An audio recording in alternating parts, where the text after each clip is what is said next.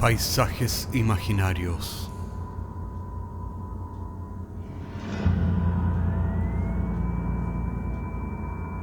Una producción Cortés Rojas.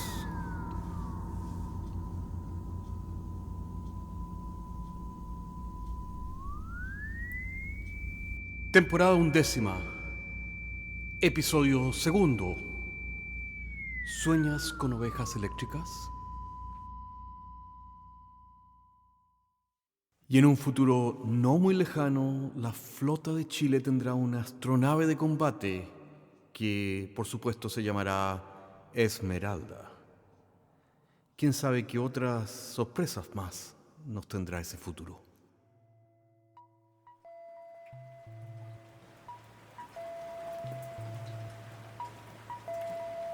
La lluvia caía silenciosa y a la luz de las lámparas LED se reflejaban en las charcas embarradas que estaban a orillas de la cuneta o en la vereda. En el cielo encapotado volaban los transportadores que llevaban de vuelta a los obreros a sus viviendas en Neo Puente Alto, controlados por aquella red invisible que conectaba a todos los transportadores del centro de Neo Santiago con el sistema. La visión era extraña, ya que en medio de los dispositivos voladores y las imágenes virtuales tridimensionales que proyectaba el gobierno en el horizonte, contrastaba con más de 300 años la antigua Torre Entel, anacrónica, pero todavía en pie, como monumento arqueológico del pasado, recuerdo de las guerras nucleares y el paso de los siglos. Pero nada de aquello le importó al detective especial González, mientras continuaba a paso rápido por la vereda transportadora de la calle Amunátegui, que lo deslizaba con un momentum adicional hacia aquel rincón olvidado de la ciudad, donde antes de los bombardeos había estado el pasaje Valentín Letelier. El pasaje ahora era un rincón abandonado de la ley, solo frecuentado por androides y humanos con intenciones oscuras, y en donde por algunos créditos se podía comprar cualquier cosa, ya fuera legal o ilegal. Desde que el gobierno del presidente Yuri había tomado control absoluto del planeta, lugares como aquel existían en todas las ex capitales del mundo. Nunca habían quedado claros los motivos del presidente al permitir aquellos lugares sin ley, pero la teoría más probable es que, de esa forma, el sistema se autorregulaba a sí mismo. Incluso la sociedad más perfecta, gobernada por el sistema, requería del crimen para seguir funcionando, y Neo Santiago no era la excepción. Con criminales que vivían escondidos en aquellos agujeros y que regulaban a otros criminales más sutiles que eran dueños de empresas y mansiones en la nueva La Dehesa, en el punto más alto de la ciudad. Ello porque la posibilidad de fabricar réplicas sintéticas perfectas por los criminales organizados, réplicas que podrían reemplazar a cualquier ciudadano influyente, eran una realidad. Y aquello finalmente había sido la razón principal de crear la Neo PDI a la que González pertenecía, para mantener el balance de los criminales. Desde hacía siglos el presidente Yuri había borrado de las bases de datos los callejones, por lo que lugares como Valentín Letelier no existían oficialmente, aunque uno los buscara en Google. Como no existían en el sistema, la Neo PDI tenía que operar de manera algo más tradicional que solo borrar bases de datos o investigar en la internet. Pero eso no era inusual.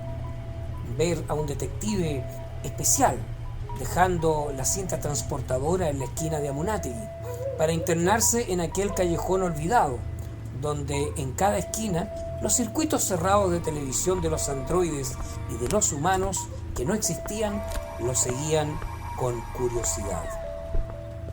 Pero nada de eso le importaba al detective especial González, ya que tenía una misión específica que cumplir que le era de carácter personal y que lo tenía furioso. Había leído el dossier miles de veces antes de salir a la calle y había preferido caminar por las cintas transportadoras del centro en vez de tomar un transportador o teleportarse, ya que de esa manera podía pensar con calma.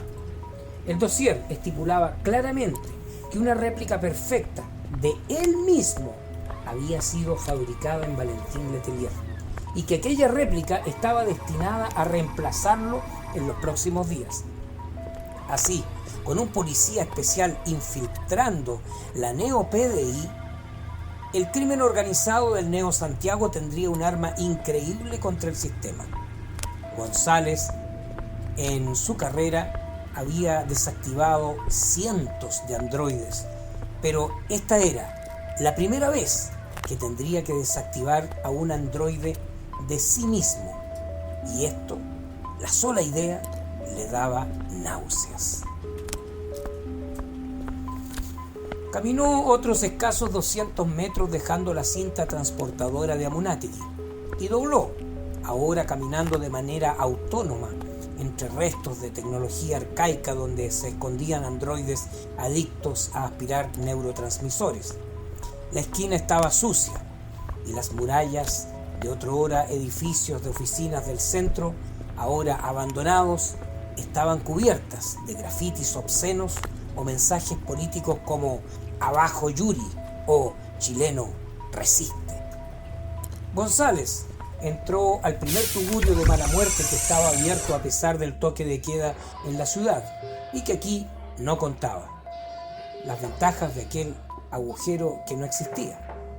En el interior, humanos y androides bebían y conversaban del último clásico universitario, siendo imposible reconocer quién era humano y quién era una réplica. En teoría, un detective especial de la Neo PDI tenía por directiva principal el desactivar cualquier réplica, posiblemente eliminando de paso a todos los humanos reales. Pero, para efectos prácticos, a González, en aquel día, solo le importaba descubrir y desactivar la réplica que habían fabricado de sí mismo, por lo que ignoró a los parroquianos y se acercó a la barra donde un cyborg secaba con un paño las cañas que había acabado de lavar. González pidió una biopiscola. El cyborg lo miró de arriba abajo y le dijo: "Son 5 créditos por adelantado. ¿Y a qué se debe la visita de este Neo Ratti en mi boliche?". González puso su mano sobre el terminal VIP para pagar. Mientras lo hacía, miró detenidamente al cyborg, casi completamente humano, aunque los 2 brazos eran sintéticos, como lo demostraba el sonido de los servos mientras secaba las cañas y los vasos. "Estoy buscando a alguien. ¿Te interesaría mucho más que los 5 créditos que me estás cobrando?". El cyborg dejó de secar los vasos y sirvió una generosa biopiscola a González. Dejó el vaso enfrente del policía y respondió: "Eso va a depender de a quién buscáis, Neo Ratti. Hay androides que pueden ser muy peligrosos. No me gustaría que alguien encontrara solo mis prótesis a orillas del cibermapocho. ¿A quién estáis buscando?". González se tomó de un trago la biopiscola y luego de pedir otra más fuerte y pagar, le dijo al cyborg: "Estoy buscando a un androide que va por apellido González. Es idéntico a mí. Sabemos que lo fabricaron para infiltrar la Neo PDI. Sabemos que se esconde en algún lado de Neo Santiago. A mí no me extrañaría de que fuera por este callejón, o tal vez en este bar piojento". El cyborg lo miró detenidamente. Finalmente sacudió la cabeza y siguió secando las cañas como si nada hubiera pasado. Tomó la botella de biopisco y le sirvió otro vaso a González, agregándole apenas un chorrito de CPU Cola, que apenas tiñó el biopisco de un café claro. Le respondió casi como titubeando: "Que yo sepa, Neo Ratti, acá nunca ha entrado un androide con su caracho a tomarse nada". "Está bien, no esperaba que esto fuera fácil". González se tomó la segunda biopiscola al seco y se alejó de la barra. Le dio una última mirada a todos los parroquianos y en silencio salió a la noche. La lluvia había parado y se podía ver más vida en el callejón, como prostitutas cibernéticas y traficantes de neurotransmisores, que a González le importaban un carajo. Iba a comenzar a caminar hacia la Alameda cuando una voz femenina le habló por detrás. No pude evitar de poner atención a la conversación de un neo-rati con un camarero. ¿Estáis buscando al González? González se dio vuelta y frente a él estaba aquella mujer morena en una minifalda de cuero, con tal vez demasiado maquillaje y un tatuaje de Jesucristo me protege en uno de sus brazos, que claramente se ganaba la vida como freelancer en aquella esquina. ¿Es que tienes alguna información que queréis compartir conmigo? Tal vez te he visto antes por estos lados. Tal vez podría acordarme con algunos créditos. Tal vez una prostituta humana podría pasar algunas noches en La Cana, en la tercera comisaría de Fernández Albano. Y si es tal vez sintética, tal vez podría terminar desactivada en esta misma esquina. La mujer ni siquiera se inmutó con la amenaza. Sencillamente se limitó a mirar a González de arriba abajo antes de responderle. Tal vez ambas alternativas no le permitirán a un neo-rati a encontrarse en este basurero. González miró reconociendo su derrota y le dijo: ¿cuánto querí? La mujer no titubeó 2 veces. La noche ha estado re lenta y hace frío. Con 100 créditos me doy por satisfecha. González apoyó su mano sobre la muñeca VIP de la mujer, transfiriéndole los créditos. La mujer cerró los ojos por un momento para chequear el balance en el implante virtual de su ojo derecho. Sonrió satisfecha. Abrió los ojos para mirar a González nuevamente y le dijo: tu réplica está operativa en el garage de Soto, que es el socio más peligroso del pasaje. Te sugeriría que volvieras con refuerzo, Yerrati, ya que de hecho lo que quieren es reemplazarte y pasearte por aquí entre una docena de androides que te matarían por algunos gramos de neurotransmisor o solo por el placer de matar a un neo-rati. Lo que estáis haciendo es una estupidez increíble, ¿sabí? González le hizo una mueca de desprecio, sacando de la chaqueta la escopeta recortada que siempre llevaba, y le dijo a la mujer: cariño, en mi línea de trabajo desactivar androides que se la buscan conmigo me parece perfecto. Gracias por la información de todas maneras. González cerró los ojos, consultó el sistema. Después de algunos minutos sabía exactamente dónde estaba el garage de Soto. Nunca realmente había estado allí, pero aunque oficialmente tampoco existía, la base de datos de lo que no existía le había dado los detalles y la dirección. Pensó un instante precisamente en aquella ironía, de que llegaría un tiempo en que existirían bases de datos de lo que no existe en las bases de datos, pero solo lo pensó por un instante, ya que tenía un trabajo que hacer. Y se encaminó hacia el garage, que estaba a media cuadra, y la dirección en donde hacía cientos de años atrás había estado el Palacio de la Moneda, pero que ahora era un bosque de naranjos retorcidos que crecían entre los escombros. La puerta del garage estaba guardada por un guardia que parecía un ropero de 3 cuerpos. González no le dio tiempo a reaccionar y, sin dejar de caminar, le disparó directamente en el pecho, que explotó a su vez, desparramando un fluido verde en todas las direcciones. González tomó nota mental del androide que había desactivado para ponerlo en el informe que tendría que escribir más tarde. Pateó el cuerpo hacia adelante y, apretando el botón del control maestro, abrió el portón del garage. Fue recibido por algunos disparos de láser que venían del interior, pero su chaqueta reflectante desvió las descargas.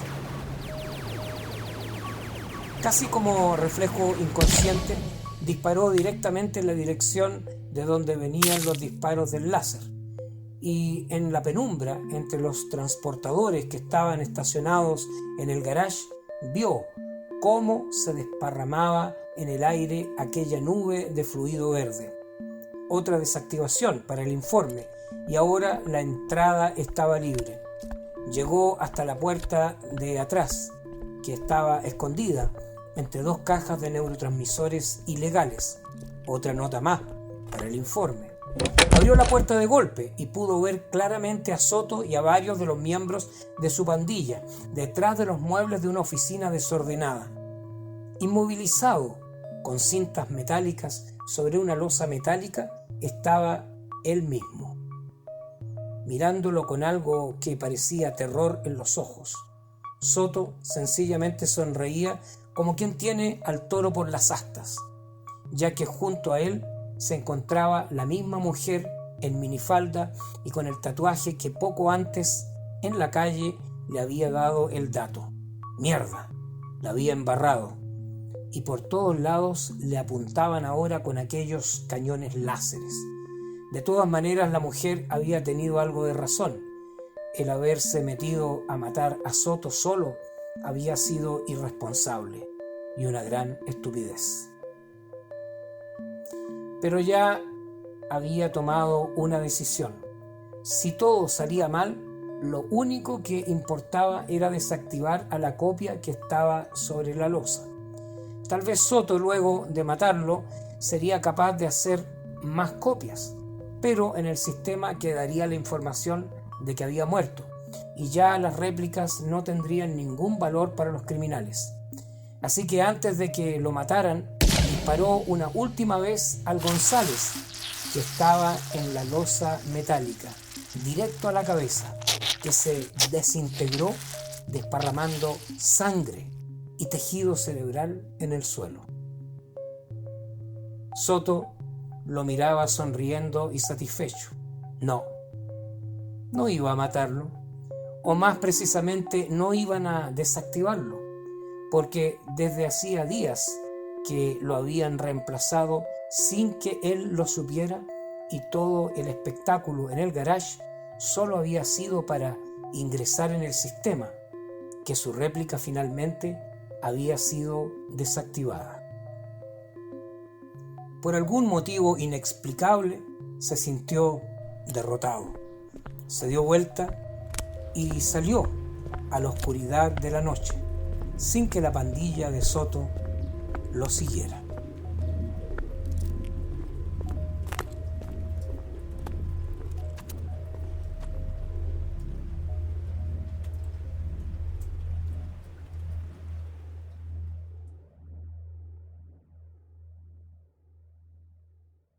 Y cuentan las crónicas de aquel futuro que el capitán detective González de la NeoPDI sigue sin descanso día y noche combatiendo el crimen.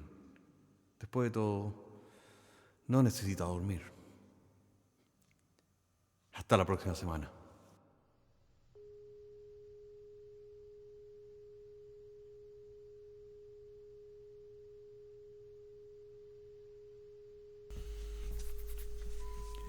Paisajes Imaginarios es un podcast semanal que se distribuye con una licencia pública general. Puedes encontrarnos en iTunes, Spotify o donde quieras que escuches podcasts.